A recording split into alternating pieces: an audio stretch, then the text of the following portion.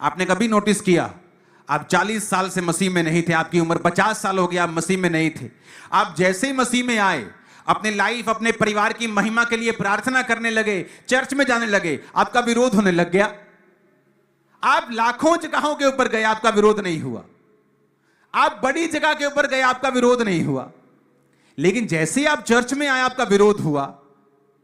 मैं नशे करता था, गलत काम करता था, मेरा कोई विरोध नहीं हुआ।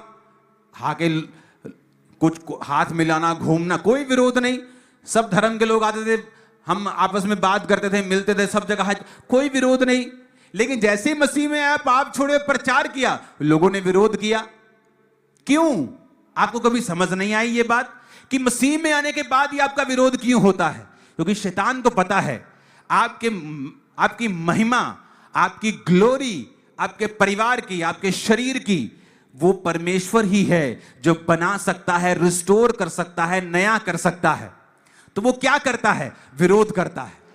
जब आपका विरोध हो तो आपको समझ लेना चाहिए कि शैतान आपका विरोध इसलिए कर रहा है क्योंकि उसको पता है कि अगर कोई जगह है जहां पर आपकी ग्लोरी, आपकी महिमा फिर से बन सकती है, तो वो यीशु का घर है, वो मसीह का घर है, वो उसी की प्रेजेंस है, वो क्रिश्चियनिटी है जहां आपकी ग्लोरी फिर से परमेश्वर रिस्टोर कर देंगे। आमीन। ऊंचा चाहिए चर्च।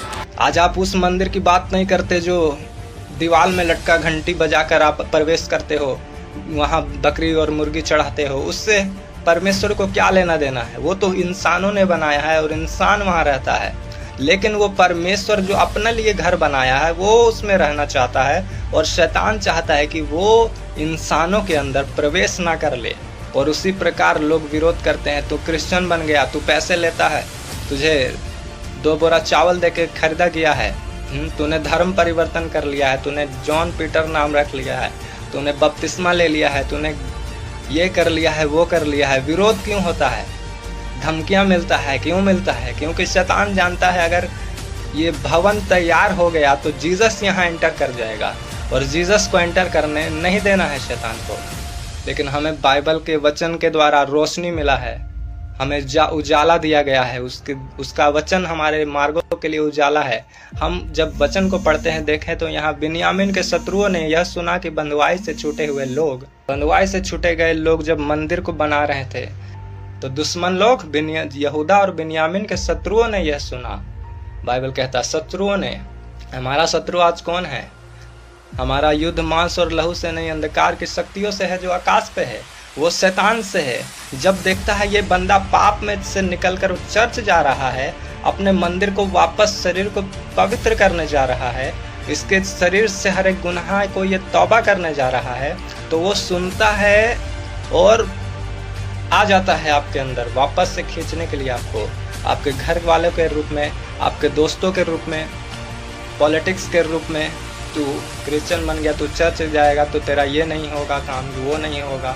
लेकिन बाइबल कहता है कि जब तुम सत्य के मार्ग को चुनोगे, जो कोई धर्म के साथ जीवन बिताना चाहेगा वो सताया जाएगा, बाइबल कहता है। क्योंकि भवन का निर्माण आसान नहीं है, चाहे वो शरीर का हो, चाहे वो आत्मा का हो। भवन का निर्माण आसान नहीं है।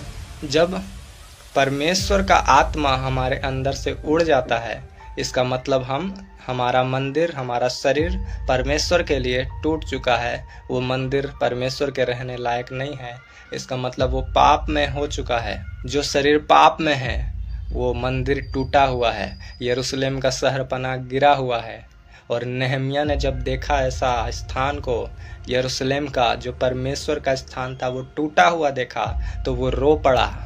उसके मन में बोझ आ गया कि हम परमेश्वर का मंदिर को बनाएंगे, परमेश्वर के नगर को फिर से संवारेंगे। लेकिन आज